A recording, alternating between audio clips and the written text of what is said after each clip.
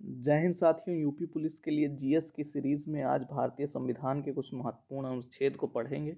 अब इसमें अनुच्छेद जो लिखे हुए हैं इनको आपको रट लेना है, क्योंकि आप पढ़ेंगे समझेंगे। फिलहाल पढ़िए समझिए, इसके अलावा जो इसमें अनुच्छेद लिखे हैं इसको रट लीजिए। इसमें से एक आध क्वेश्चन आपके ज़रूर फंस जाएंगे और जो मोस्ट इम्पॉर्टेंट अनुच्छेद थे उनको मैंने यहाँ पे पिक किया है। तो आइए देखते हैं अनुच्छेद जो है। पहला क्वेश्चन है, अनुच्छेद जो है 12 राज्य की परिभाषा बताता है। अनुच्छेद 12 जो है राज्य की परिभाषा बताता है, और यहाँ राज्य का मतलब राष्ट्र से है, उस पूरे देश से है, न कि किसी एक राज्य विशेष से। अनुच्छेद 14 जो कानून के समक्ष समानता बताता है। अब देखिए, जो हमारा मूल अधिकार है उसमें अनुच्छेद 14 से लेकर के 12 से लेकर के 35 तक टोटल जो है मूल अधिकारों की बात की जा रही है। 12 से 35 तक लेकर के मूल अधिकार दिए गए हैं हमारे। खैर, मूल अधिकार अगर हम पढ़ेंगे तो उसमें हम जान लेंगे 12 से 35 तक कौन कौन से अनुच्छेद में क्या क्या चीज़ें दी गई हैं।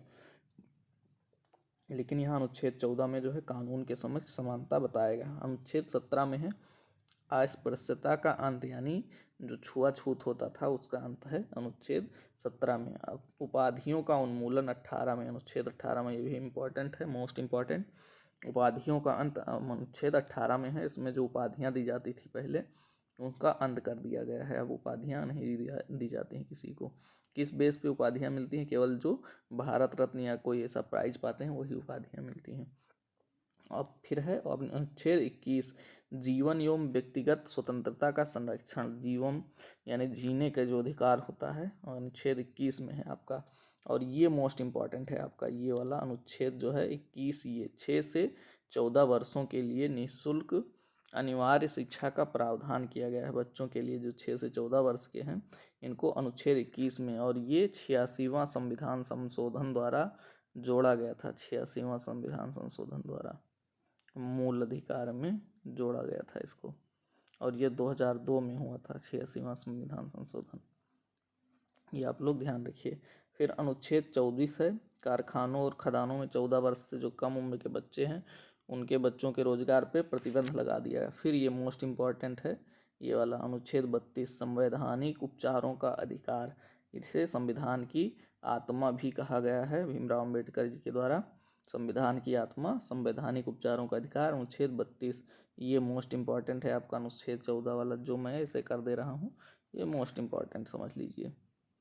अस्पृश्यता का अंत है उपाधियों का।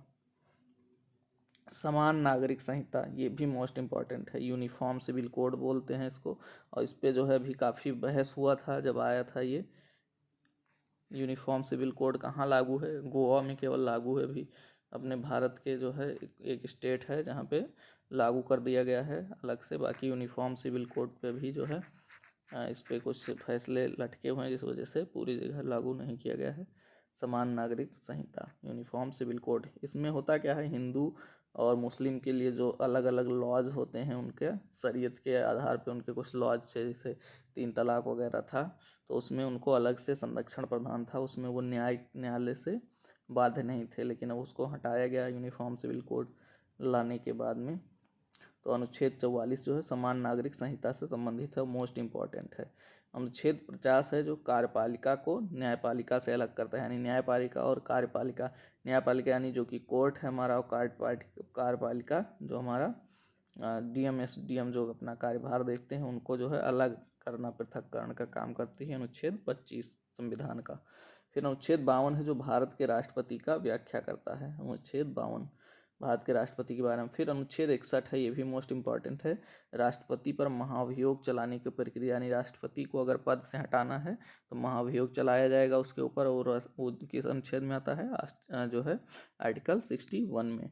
फिर अनुच्छेद 72 है आर्टिकल 72, जो कि राष्ट्रपति की क्षमा दान की शक्तियाँ हैं, यानी राष्ट्रपति को क्षमा दान की शक्तियाँ प्राप्त है 72 के आधार पर, 72 अनुच्छेद के।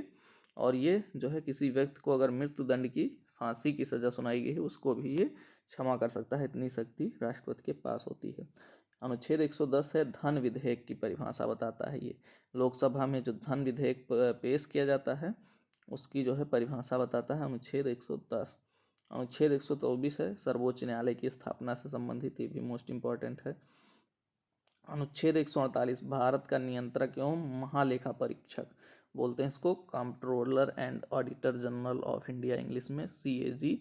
और ये अनुच्छेद 148 से संबंधित है। ये कैग आपका ये ऑडिट वगैरह करता है, भारत का जो है लेखा जोखा रखता है रेवेन्यू का।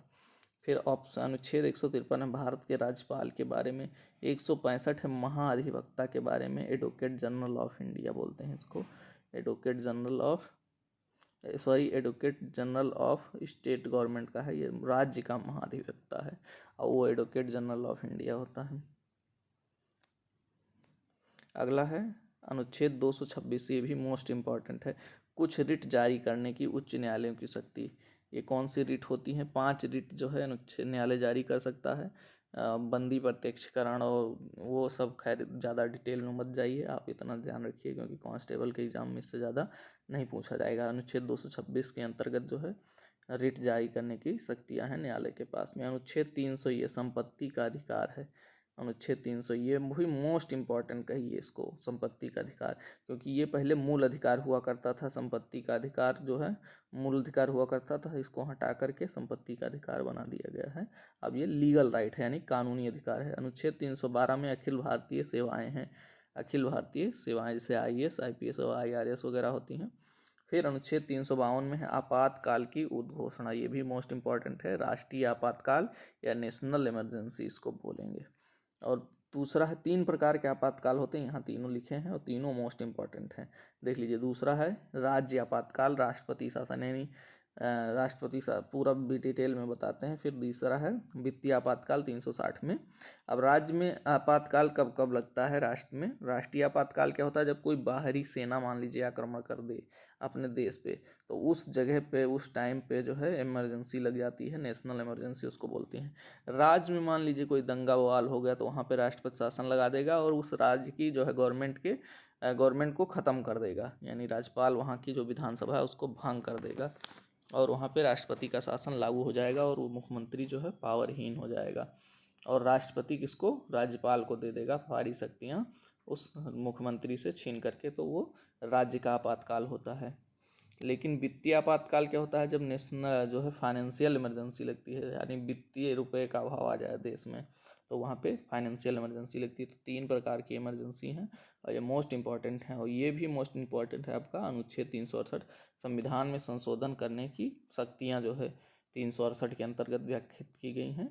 और ये जो है दक्षिण अफ्रीका से लिया गया संविधान संशोधन प्रक्रिया करने का जो है दक्षिण अफ्रीका से ये लिया गया है संविधान में।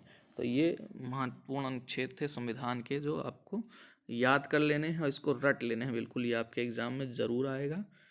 एक आध क्वेश्चन इसमें से महत्वपूर्ण संविधान के अनुच्छेद में से, इसमें ज़्यादा मैंने नहीं कराया है, बस मोस्ट इम्पॉर्टेंट मैंने करा दिया है। इसको रट लीजिए आप लोग और वीडियो अगर अच्छा लगे तो इसको ज़्यादा से ज़्यादा शेयर कीजिए और चैनल पर नए हैं तो सब्सक्राइब जरूर करिए, क्योंकि वीडियो देखते हैं आप लोग सब्सक्राइब नहीं करते हैं। फिर वीडियो को समाप्त करेंगे। जय हिंद।